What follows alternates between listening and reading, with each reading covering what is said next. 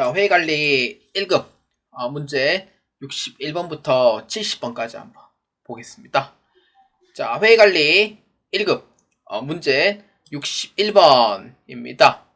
다음 중 소득세법상 근로소득으로 과세할 수 있는 것입니다. 그러니까 우리가 이제 근로자니까 이제 근로소득으로 되는 부분을 설명을 하는 부분이에요. 자, 1번입니다.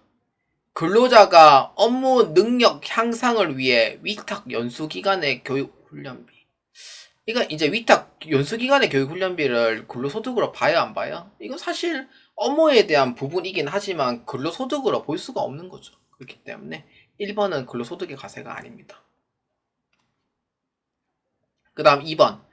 기자가 취재활동 관련해서 월 20만원 이내의 취재수당. 이거는 비과세. 3번. 종업원에 수학 중인 자녀가 사용자로부터 받는 장학금. 이거는 근로소득이 됩니다. 그러니까 회사에서 그 자녀에게 장학금을 준 경우가 있어요. 그 다음에 학자금이라든지 그런 걸 다 지원해주는 회사가 있거든요.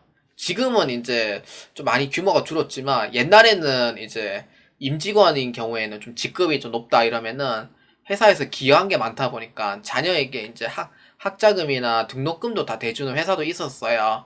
근데 지금은 많이 줄었는 것 같아요. 돈이 없으니까. 그래서 회사 자녀에 대한 장학금 이런 부분은 과세로 처리가 됩니다. 이거는. 그 다음 4번. 종업원이 받는 직무 발명 보상금 중 500만원 이내의 금액. 지금은 바뀌었는데 2025년도에 800만원인가 바뀌었을 거예요. 800만원인가 1000만원인가 내가 기억이 안 나네요. 금액이 바뀌었습니다. 올해. 그래서 이거는 좀 참고로 알아두시면 좋고요. 그렇기 때문에 비과세입니다. 그래서 이에 가사할 수 있는 거 몇 번? 3번으로 체크해 주시면 되겠습니다. 정정할게요. 아까 800만원이었잖아요. 2025년도 기준으로 700만원으로 변경이 됐어요. 그래서 이 부분 꼭 참고로 알아두시기 바랍니다. 700만원이에요. 아까 제가 800만원 적었는데 그러니까 기억이 안 나가지고 알기 쉬운 세무 이야기 보니까 700만원으로 변경이 됐네요. 그래서 700만원 확인하면 됩니다. 자, 회의관리 1급 문제 62번입니다. 다음 중 소득세법상 소득 구분으로 옳지 않은 것입니다. 자, 1번 한번 봅시다. 퇴직연금 계좌에 불입하고 연금 형태로 지급받는 소득, 퇴직소득. 아니, 퇴직연금 계좌에 불입을 했는데 연금 형태로 지급받는 당연히 연금소득이죠. 그래서 1번은 아닙니다. 2번. 계약의 위약 또는 해약으로 인하여 받는 위약금. 뭐예요? 기타 소득이죠. 위약금은 기타 소득입니다. 복권 당첨 소득. 다 아시다시피 기타 소득. 퇴직 소득에 속하지 않는 퇴직 위로금. 뭐예요? 근로소득으로 해당이 돼요. 그렇기 때문에 이에 옳지 않은 건 몇 번? 1번으로 체크해 주시면 되겠습니다. 자, 회의관리 1급 문제 63번입니다. 다음 중 거주자 김삼희 씨와 함께 살고 있는 부양가족으로 소득세법상 기본공제 대상자에 해당되지 않은 사람입니다. 자, 부양가족인데 기본공제 대상자가 아닌 사람이에요. 자, 1번입니다. 소득금액이 전혀 없는 57세 장애인인 부친. 본래는 60세 이상일 때 이제 공제되지만 본래 나이에서는 탈락이지만 예외적으로 뭐예요? 장애인이시잖아요. 그럴 때는 나이 요건은 안 봐요. 그 순간. 그래서 소득만 보기 때문에. 근데 소득이 있어요? 없어요? 없죠. 그렇기 때문에 1번은 기본공제상자가 됩니다. 그 다음 2번. 총급여액이 600만원 있는 33세의 아내. 그렇죠. 이건 500만원이 이제 이하여야 되는데 500만원이 넘죠. 그렇기 때문에 이 부분은 공제 대상이 안 돼요. 부과돼요. 3번. 이자 소득금액이 260만원 있는 7세 아들. 부럽네. 자, 봅시다. 이거는 2천만원 이하까지 이제 분리과세가 돼요. 그래서 분리과세 되기 때문에 소득이 안 잡혀요. 그래서 3번에 대한 부분은 기본공제 대상자가 돼요. 그 다음에 로또 복고 10억원에 당첨된 61세 장모님 더 부럽습니다. 그렇기 때문에 60세가 넘기도 하고요. 복권인 경우에는 분리과세 해버리고 그냥 끝내기 때문에 소득이 안 잡혀요. 이거는. 그래서 공제 대상이 됩니다. 그래서 이에 틀린 거 몇 번? 2번으로 체크해 주시면 되겠습니다. 자, 회의관리 1급 문제 64번입니다. 다음 중 소득세법상 양도소득의 범위에 포함되지 않은 것입니다. 양도소득은요, 주식, 그 다음에 토지, 뭐 건물, 그 다음에 뭐 콘도 이용권 같은 거, 이러한 부분에 이제 해당이 됩니다. 특히 이제 주식 같은 경우에는 대주주 양도는 그 대주주의 상장 주식 양도는 해당 사항이 없어요. 자, 1번입니다. 아파트 당첨권의 양도. 그렇죠. 건물이니까 해당이 되고. 상가 건물에 별도로 영업권은 양도였다. 사실 영업권인 경우에는 사실 이거는 양도 소득으로 안 봐요. 영업권은 이제 사항에 따라 좀 다르긴 한데 기타 소득이 되는 경우도 있어요. 그렇기 때문에 이번에 대한 부분은 양도소득이 아닙니다. 영업권 양도는 기타 소득으로 이제 보기 때문에 그런 거고 사항이 좀 다르긴 해요. 3번 신탁수익권의 양도. 이건 양도소득입니다. 요새 신탁재산 관련해서 요새 좀 말이 많죠. 특히 아파트에. 그래서 이런 부분이고 4번 주권 상장 주식의 장외 거래입니다. 이거는 그 장외 거래예요. 게다가 대주주라는 언급이 없죠. 그렇기 때문에 양도소득세가 또 성립이 됩니다. 그렇기 때문에 이에 포함되지 않는 거 몇 번? 2번으로 체크해 주시면 되겠습니다. 자, 회계관리 1급 문제 65번입니다. 다음 자료에 의하여 거주자 김삼일 씨의 종합소득세 자진납부세액을 계산하면 얼마인가? 입니다. 자진납부세액이라고 하면은 우리가 이제 산출세액까지 이제 뽑아놓고 여기서 이제 세액 감면 및 세액 공제를 해요. 그러면은 뭐예요? 그렇죠. 결정세액이 나오죠. 이때 결정세액에서 가산세는 더해주되 기납부세액은 빼주면 돼요. 기납부세액이라면은 수시부가 그 다음에 그 예정납부 그리고 원천납부 세 가지죠. 그걸 빼면은 이제 차감 또는 납부할 세액이 나옵니다. 이렇게 되죠. 그래서 이러한 사항으로 보는 거고 산출세액이 나왔죠. 세액 감면 나왔죠. 세액 공제 빼고 중간예납 빼고 가산세 더해주면 돼요. 그러면은 이렇게 답하면 끝나는 거죠. 얼마? 1300, 1400입니다. 자, 1번 맞을까요? 그렇죠. 정답은 1번 1400만원으로 체크해 주시면 되겠습니다. 그래서 문제 자체는 크게 어렵지 않기 때문에 세법 공부만 그래도 좀 외우지 말고 그래도 흐름만 잘 알아두시고 이해를 하시면서 공부하면은 충분히 문제 푸는 데는 어려움이 없습니다. 그래서 1번이에요. 정답. 자, 회계관리 1급 문제 66번입니다. 2023년 10월 5일에 퇴직한 김삼일 씨의 급여를 2023년 11월 20일에 지급한 경우 김삼일 씨의 연말정산 세액의 납부 기한으로 오른 것입니다. 자, 10월 5일에 퇴직을 했어요. 11월 20일에 지급했습니다. 그렇기 때문에 지급일부터 다음 달 10일까지예요. 그러니까 연말정산을 지급한 날로부터 다음 달 10일까지요. 그래서 얼마? 12월 10일까지 신고납부하면 돼요. 그렇기 때문에 66번에다 몇 번? 4번으로 체크해 주시면 되겠습니다. 자, 회계관리 1급 문제 67번입니다. 다음 중 원천징수를 하지 않는 소득으로 오른 것은 입니다. 원천징수 안 하는 거예요. 뭐 여러 가지 있어요. 원천징수 안 하는 게. 그러니까 조금 진짜 이거는 아니다. 라는 걸 찾으면 정답이 돼요. 자, 1번입니다.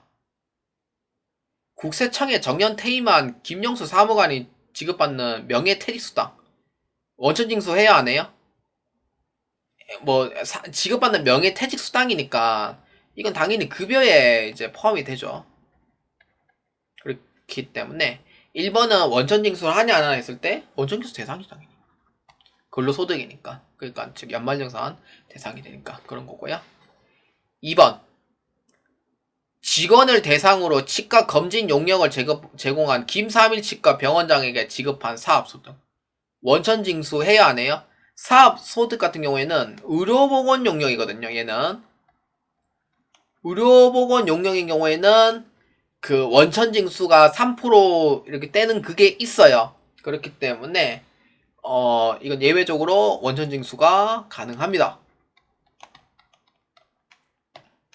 원래 사업소득은 원천징수가 없는데 일부 몇 개는 해당이 돼요.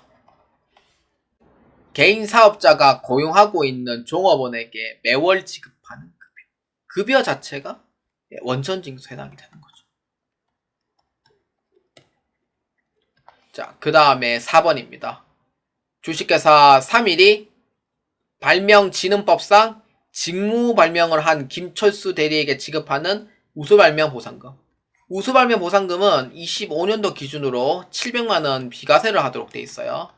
그렇기 때문에 물론 초과하는 부분에 대해서는 이제 급여에다가 이제 과세 처리를 하는데 700만원까지는 비과세니까 원천 징수를 하는 건 아니죠, 사실. 그렇기 때문에 비과세니까 원천 징수와 다릅니다. 그렇기 때문에 4번에 대한 부분은 원천 징수를 안 하는 걸로 보시면 돼요. 그래서 이에 틀린 건 몇 번? 4번으로 체크해 주시면 되겠습니다. 자, 회계관리 1급 문제 68번입니다. 다음 중 원천징수에 관한 설명으로 옳은 것입니다. 원천징수라고 하면은 이제 중간에 납부하는 예납적 원천징수가 있고, 그리고 이제 납부함으로써 종결되는 완납적 원천징수 두 가지로 나누어집니다. 그렇기 때문에 자, 1번입니다. 원천징수한 세금을 정부에 납부하는 자를 납세 의무자란다. 납세 의무자는 세금을 납부하는 의무가 있는 자지, 말 그대로. 그래서 이거는 담세자라고 불러야죠. 세금을 부담하는 자, 즉 담세자라고 불러야 돼요. 그래서 1번은 아닙니다. 담세자입니다. 2번 원천징수에 있어 납세 의무자, 원천징수 의무자는 동일하다. 이건 좀 위험하죠. 네, 이거는 동일할 경우도 있겠지만 동일하지 않는 경우가 더 많습니다. 그래서 2번은 아니에요. 3번 예납적 원천징수는 원천징수 납세 의무로 종결된다. 비종결이죠. 비종결이고 기납부세액에서 차감이 돼요.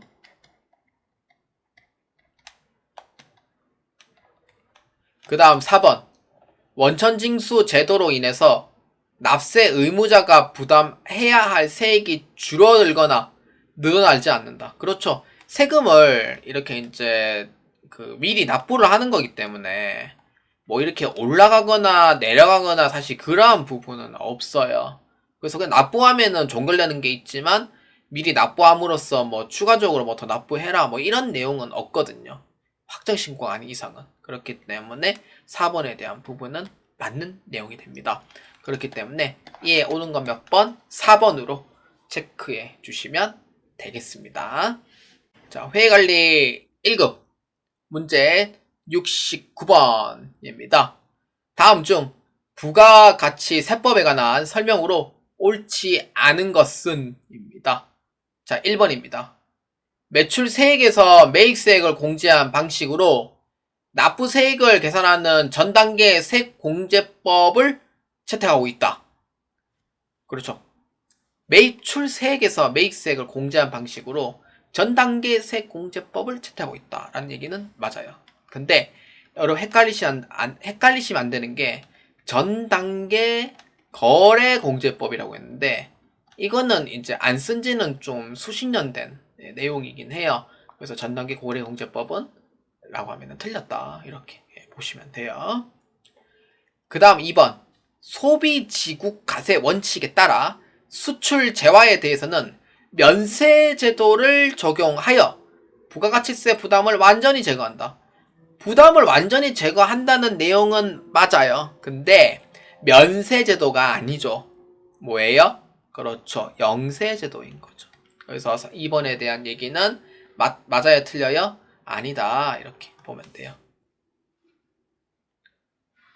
자, 그 다음 3번. 납세 의무자와 담세자가 일치하지 않은 간접세다. 맞아요. 그 다음 3번.